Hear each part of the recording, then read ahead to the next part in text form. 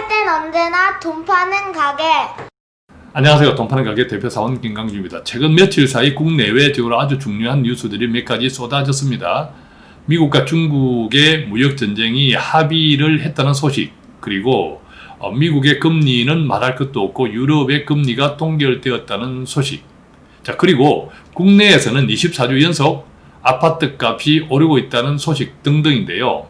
자, 정부가 아파트 값 안정의 주요 타겟으로 하고 있는 대상은 다주택자입니다. 이 다주택자가 주택을 팔기 시작하면 집값이 안정화될 것이다. 자, 그 수단으로 정부가 빼든 칼은 종부세, 즉 보유세입니다. 자, 그렇다면 이 종부세에 대해서 다주택자가 어떻게 반응합니까? 콧방귀를 끼죠. 왜냐하면 그가 세금보다 시세 차익이 더 크다. 그래서 집을 팔기보다는 정려나 공동 소유 등등으로 오히려 절세 전략을 삼고 있습니다. 자, 우리나라에서 다주택자가 제일 많은 지역이 어딜까요? 단연코 서울하고도 강남입니다. 자, 그러니까 이 강남발 아파트 가격의 상승 또는 하락은 서울은 말할 것도 없고 전국 집값에 영향을 주는데 정말 다주택자가 이제 주택을 팔기 시작할까요? 내년부터. 지금 올해보다 세금이 더 인상되면 말입니다. 그러나 저는 국내의 종부세 인상, 이것으로 내년에 다주택자가 주택을 파는 영향이 클까? 그것보다는 오히려 세계 경제와 금리 정책이 훨씬 큰 영향을 준다고 생각합니다. 그 점에서 최근 며칠 사이 이 미국과 또 유럽은행의 금리 동결, 또 그뿐만 아니라 내년에 대한 금리 예측, 여러 가지 메시지들이 매우 중요한데, 결국 이제 국내 다주택자, 국내 경기 또 부동산 경기에 영향을 주는 것은 우리나라는 너무 작기 때문에 세계 경제와 또 세계의 이 금리 정책, 우리나라도 당연히 영향을 받죠. 금리 정책이 큰 변수가 되지 않을까 하는 생각을 합니다. 자, 이런 내용을 중심으로요. 오늘 금리 동결은 사실은 이미 예측된 겁니다. 당연한데 내년이 이제 더 문제다. 자, 내년의 금리의 방향을 예측하는 여러 가지 좀 중요한 메시지들이 있었습니다. 자, 이것들이 세계 경제, 국내 경제는 말할 것도 없거니와 또 국내 집값에 어떤 영향을 미칠지 한번 살펴볼 건데요. 자, 그래서 다주택자가 주택을 팔면 당연히 정부의 기대대로 집값은 안정될 가능성이 높겠지요. 과연 그럴까요? 그것은 바로 앞서 말씀드린 대로 당장에 내년 올해보다 더 많이 상승할 종부세 영향보다는 세계 경제 또 금리 동결 이런 등등이 훨씬 더 큰 영향을 받지 않을까. 즉 금리 정책이 큰 변수다. 이것을 좀 집중적으로 살펴보겠습니다. 또 이제 최근에 이 집값 오름세에 대해서 하나 또 약간 경계해야 되는 것이요. 주상복합 아파트가 요즘 값이 조금 오르고 있습니다. 자, 이것 정말 주의하셔야 되는데 주상복합 아파트 투자 주의 어떤 것을 조심스럽게 살펴봐야 하는지 함께 보겠습니다. 자, 마지막으로는 이제 미중 무역 전쟁 합의죠. 합의했다고 하는데 자, 저는 합의했다고 안 느껴집니다. 그 내용을 들여다보면 너무 속빈 강정이기 때문에 오히려 내년에 더 큰 분쟁이 예고되어 있다. 자, 이런 생각이 듭니다. 이런 등등의 내용으로 자, 지금부터 국내외 주요 뉴스 함께 살펴보겠습니다.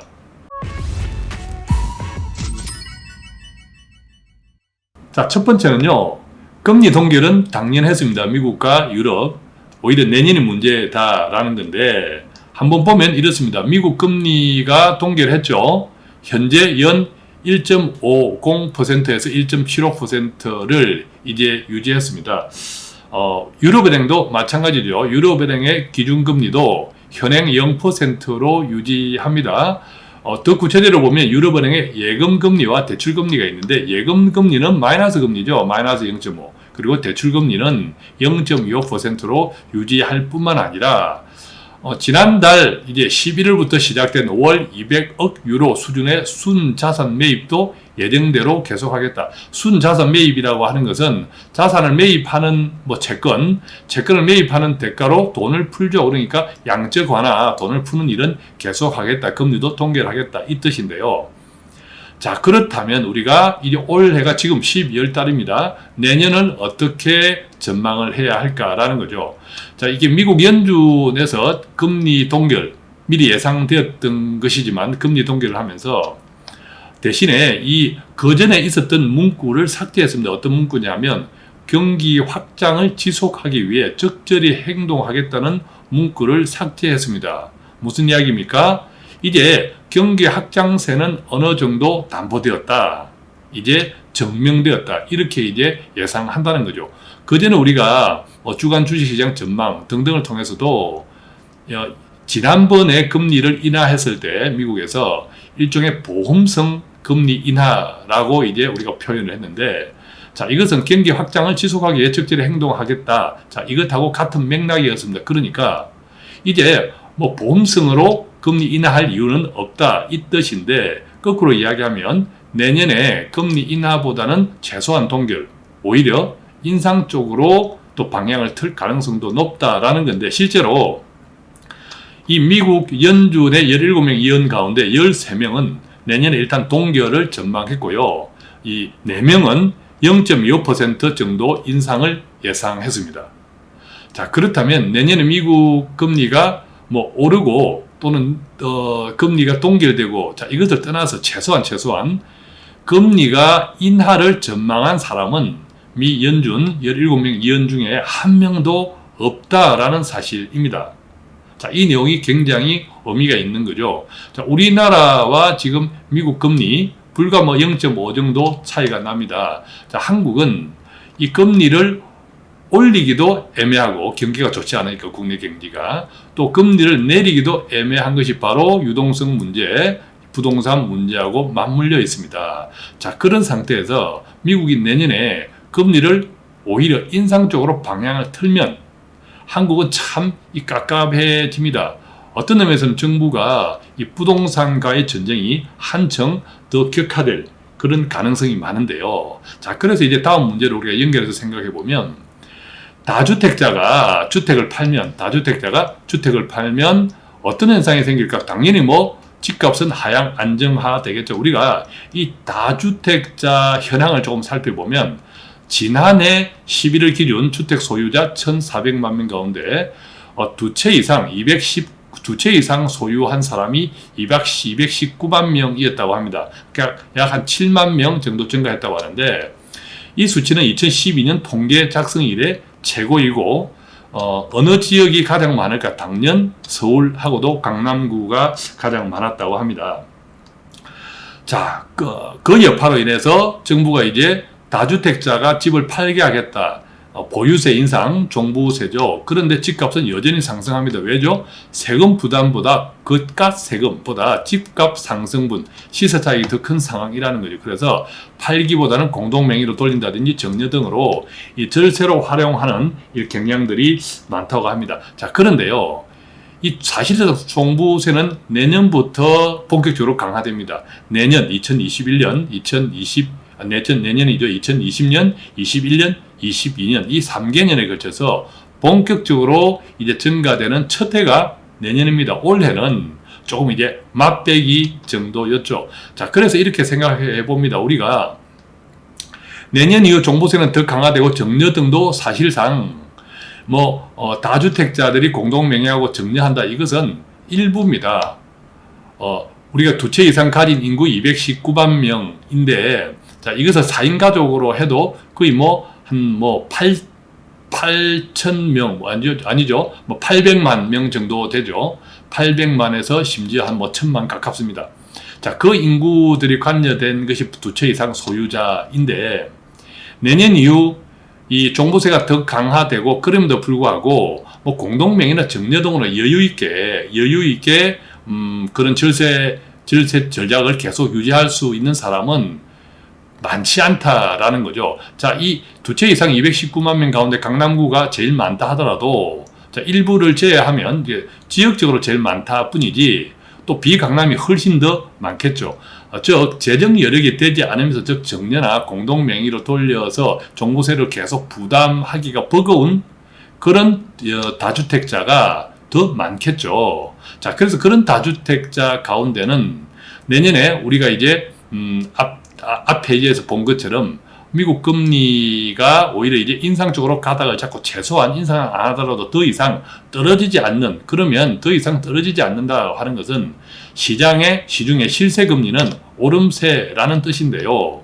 자, 그래서 적당히 이 다주택자들이 정려나 공동명의 절세로 돌리기 애매한 이런 재정 여력을 가진 분들이 어느 정도 시세 확보했다. 그 다음에 이제 세 부담을 피하겠다. 더욱더 많아지는 세 부담을 피하겠다 하면 이제 주택을 매도 쪽으로 돌릴 수 있다라는 거죠. 자, 그래서 이 주택 매도는 결국 우리가 강남발 집값 상승 또는 강남발 집값 하락처럼 결국 모든 우리나라의 부동산 집값은 강남에서 시작하고 강남에서 끝납니다. 자, 그렇다면 이 시세 차익을 적당히 확보했다. 그 다음에 세 부담도 이제 조금 들어야지 하는 사람들이, 다주택자들이 집을 팔기 시작하면 집값의 큰 방향성이 바뀔 수 있다라는 거죠. 그것을 저는 내년 이후라고 봅니다. 제가 늘 강조드리지만, 그래서 지금 너무 무리해서 집을 사겠다, 추격 매수를 하겠다, 대단히 위험하다라는 거죠. 왜? 집은 한번 들어가면 다음 달에 되파는 것이 아니라 최소한 2, 3년 묶이는데, 내년부터 3년 동안이 이 보유세가 계속 강화되는 시점입니다. 그리고 이제 세계 경제 금리가 최소한 동결 수준이 아니라면 실세 금리가 오름세로 만약에 전환된다면 상당히 큰 문제에 봉착할 수 있다. 즉 재정 여력이 되지 않은 분들이 무리하게 지금 추격 매수를 한다면 그럴 수도 있다라는 거죠. 자, 시중 실세 금리는 지난번 우리가 한국은행에서 기준금리를 낮췄음에도 불구하고 대출금리는 올랐죠. 왜 그렇죠? 은행들이 조달금리가 바로 이제 우리가 코피스 금리라고 하는데, 이 조달금리가 높아졌다는 겁니다. 이 조달금리는 곧 시중 실세금리를 뜻합니다. 자, 이 점을 조금 꼭 유념하셔서, 결국 이 다주택자가 주택을 파는 것은 정부의 종부세 영향뿐만 아니라 아까 이제 전 세계적인 금리의 향방, 세계 경제 등등하고 관련이 되어진다. 자, 이 점을 꼭 기억하시면 좋겠고요. 참고 삼아 이 주상복합 아파트 투자주의보까지 같이 좀 이야기 나누고 싶습니다. 자, 일반적으로 우리가 이 주상복합 아파트는 역세권에 근접했죠. 역세권에 근접해서 한때 일반 아파트보다 인기가 높았습니다. 그랬죠. 자, 그런데 실제 이제 주상복합들은 어떻습니까? 일반 아파트보다 전용 면적이 낮습니다. 한 70에서 80%죠. 최근에 이제 그래서 보면 한 40평대 주상복합 아파트도 방이 3개가 안 나옵니다. 방 2개 플러스 1. 하나는 가변식 비슷하게. 그러니까 주상복합 아파트 40평대는 일반 아파트보다 전용률이 떨어져서 40평대가 방 3개도 제대로 안 나온다는 거죠. 살기가 굉장히 불편하겠죠. 한 4인 가정은 살기로는 불편합니다. 또 관리비가 높죠. 그 다음에 아무래도 이제 역세권 바로 옆에 있다 보니까 소음, 교통 혼잡 등이 있습니다. 그러니까 주거 형편으로는 좋지 않는 거죠. 그래서 최근에 이제 집값이 오름세에서 주상복합 아파트는 조금 비켜서 있었는데, 이제 아파트 다들 하다 보니까 너무 비싸져서 이것을 못 잡는 대신에 이 상대적으로 싸죠. 어떤 같은 평형, 전용률을 고려하지 않은 같은 평형 기준으로는 이 주상 아파트가 싼 맛이 생기는 거죠, 상대적으로. 그래서 요즘 이제 주상 복합에 대한 관심이 증가하고, 당연히 아파트 주상 복합의 시세가 조금 오름세가 눈에 띄는 이런 경향들이 있습니다. 그러나 제가 주상 복합 아파트 투자주의보, 결국 이제 주거 형편과 관리비, 소음, 교통 혼잡, 낮은 전용률 등으로 이 주상 복합 아파트는 일반 아파트에 비해서는 경쟁력이 없습니다. 지금 현재 그렇습니다. 다만 요즘 이제 아파트 값이 계속 오르고 마음이 조급한 사람들이 상대적으로 같은 평수가 같다면 가격이 싸 보이는 주상 복합 아파트에 관심을 가지고 그 영향으로 오름세가 눈에 띄는데 조심하십시오. 만약의 경우 이쪽부터 큰 영향을 받기 때문입니다. 자, 마지막 이야기입니다. 미중 무역 전쟁 합의. 진짜 합의한 거냐라는 거죠. 저는 진짜로 합의했다고 생각이 들지 않습니다. 자, 합의 내용이 이렇습니다. 내일 모레, 그러니까 15일 예정된 1,560억 불이라고 합니다. 약 180조 원, 굉장한 돈이네요. 이 중국산 상품에 대한 추가 관세 부과를 연기하겠다, 뭐 사실상 철회하겠다라는 것인데, 뿐만 아니라 플러스로 기존에 뭐 지난 1, 2년 동안 계속 미국과 중국이 티격태격하면서 서로 뭐 관세를 부과하고 또 보복 관세를 부과하고 했죠. 자, 기존에 부과된 관세도 정상화 없던 걸로 하거나 또는 뭐 대폭 낮추겠다 이런 것까지 추가되었다고 합니다. 그런데 자, 이 결과에 대해서 미국이 요구한 몇 가지 볼까요? 자, 미국 농산품 대량 구매로 무역 적자 폭을 감소해 달라라고 중국에 요구했다고 합니다. 이 정도는 중국이 충분히 들어줄 수 있겠죠. 그런데요, 정작 미국이 중국하고 소위 패권 전쟁이라고 붙었던 그 주요 내용, 첫 번째, 지적재산권 보호 및 강제 기술 이전 규제 강화 이거 하고, 그 다음에 환율 조작에 대한 규제 강화 이거 하고, 그 다음에 금융섹터, 금융시장 개방이죠. 금융시장 개방 등을 중국 정부에 요구한 수준이라고 합니다. 그러니까 그냥 요구한 수준이죠. 어떤 이것에 대한 구체적인 제도와 규제와 장치가 합의된 것이 아니라 그냥 요구한 수준입니다. 또한 미국은 중국에 연 400억, 500억 달러 미국산 농산물을 구매할 것, 이거는 이제 앞에서 이야기했죠. 그러니까 지금 이제 빨간색으로 표시된 지적재산권 보호 강제 기술 이전, 환율 조작, 그 다음에 금융시장 개방에 대해서는 아무런 확약도 없는 상태에서 그냥 요구만 한 거죠. 그럼 이제 중국에서는 뭐 최선을 다하겠다 이런 정도로 지금 합의하는 모양인데, 이것은 합의된 게 아니다라는 거죠. 그동안 둘이서 티격태격 한 거 그냥 원점으로 돌리는 정도, 자, 이 정도 요구 가지고 미국이 이것을 미중 무역 전쟁 합의라고 하면 굉장히 곤란하겠죠. 물론 미국은 중국이 이런 약속을 불이행 시 관세를 원래대로 되돌린다는 내용의 뭐 스냅백 조항도 합의 조건에 넣었다고 합니다. 최종 뭐 합의가 서명된 건 아직 아닌 걸로 아는데 뭐 이런 조항도 넣었다고 합니다.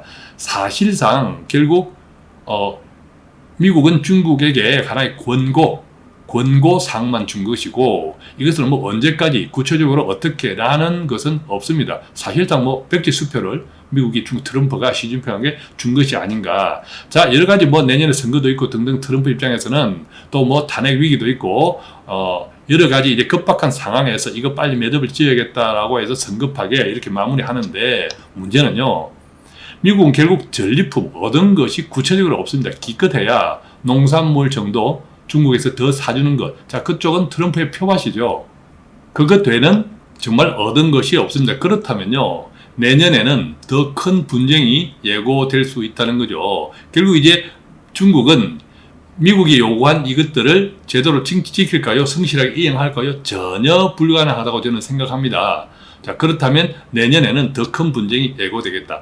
다시 앞으로 돌아가면 미국 연준에서 금리를 내년에 최소한 동결, 심지어 인상할 수도 있다. 자, 이런 메시지를 던졌는데, 이 미중 무역 전쟁이 만약 내년에 더 큰 분쟁으로 예고된다고 하면 또 그것은 물거품이 될 수 있습니다. 또한 그것이 이제 국내 집값으로 다시 돌아가면 단순하게 금리 문제가 아니라 세계 경제가 요동을 치면, 내년에 더 미중 무역 전쟁이 격화돼서 요동을 치면 그 가운데서 또 보유세나 이런 등등이 강화되면 적당하게 다주택자들이 시세 차익을 확보하고 또 세금 부담을 피하려고 하면, 저는 이 다주택자가 이런 이유든 저런 이유든 내년 이후부터는 매물이 나오는 쪽으로 방향이 튼다. 저는 이제 이렇게 전체적인 큰 흐름에서 좀 예상이 됩니다. 자, 이 점들을 꼭 좀 유념하시고, 특히 최근에 이제 주상복합 아파트로 매기가 조금 옮겨가고 있는데